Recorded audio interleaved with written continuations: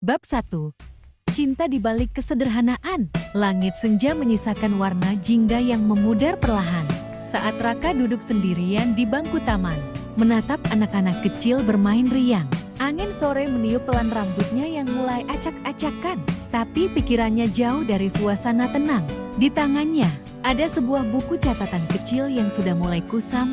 Di sana, tertulis nama yang akhir-akhir ini memenuhi pikirannya, Nadira. Pertemuan mereka tidak mewah, bahkan bisa dibilang sangat sederhana. Raka, pria 29 tahun yang bekerja sebagai teknisi komputer lepas, sering menghabiskan waktu di taman kota untuk mencari inspirasi.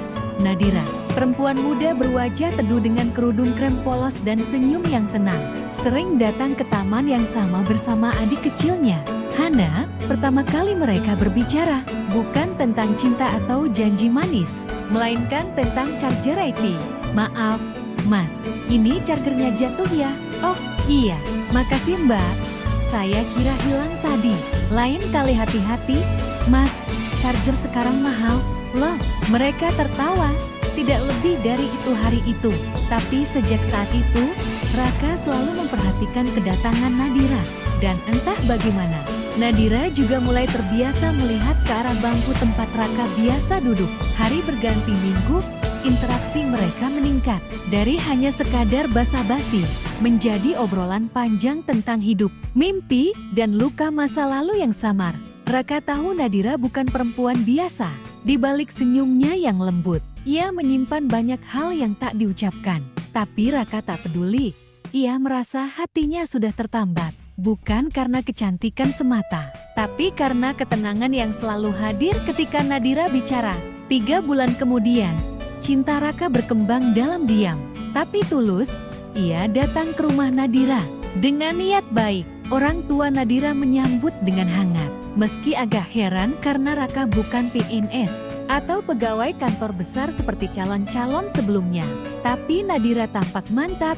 Ia menggenggam tangan ibunya sambil berkata, "Aku tahu siapa yang aku pilih. Duh, dia mungkin nggak punya banyak uang, tapi dia nggak pernah bohongin aku. Itulah hal yang paling Raka jaga." Kejujuran. Pernikahan mereka dilangsungkan dengan sederhana. Hanya dihadiri keluarga dan sahabat dekat. Raka tampak gagah dengan jas biru tua, dan Nadira terlihat seperti bidadari dengan gaun putih dan riasan minimalis. Namun, di balik senyum Raka yang hangat, hatinya berdebar-debar, bukan karena takut, tapi karena bahagia. Ia merasa hari itu adalah awal dari segalanya, awal dari rumah tangga yang penuh cinta, tawa, dan ketulusan. Malam pertama, setelah semua tamu pulang, malam itu datang perlahan. Nadira duduk di sisi ranjang, menunduk sambil memainkan ujung jilbabnya. Raka duduk di sebelahnya, menggenggam tangannya dengan lembut. "Kamu gugup?" "Iya," jawab Nadira pelan. Raka tersenyum dan membelai pipinya. "Tenang aja, aku nggak minta apa-apa malam ini, kecuali kamu tetap jadi Nadira yang aku kenal." Nadira menoleh, matanya berkaca-kaca. Tapi ada sesuatu yang berbeda, seperti ketakutan, atau mungkin rasa bersalah. Malam itu mereka saling bicara, tertawa kecil, dan perlahan mulai membuka diri. Tapi di tengah keintiman yang seharusnya penuh kebahagiaan, Raka merasa ada yang aneh. Bukan rasa, tapi tanda. Dan saat itu, sekilas keraguan muncul di benaknya. Tapi ia mengusirnya cepat-cepat. Jangan berpikir yang macam-macam. Mungkin dia hanya gugup, itu wajar. Namun di dalam hatinya, satu pertanyaan mulai tumbuh seperti duri kecil yang menusuk pelan.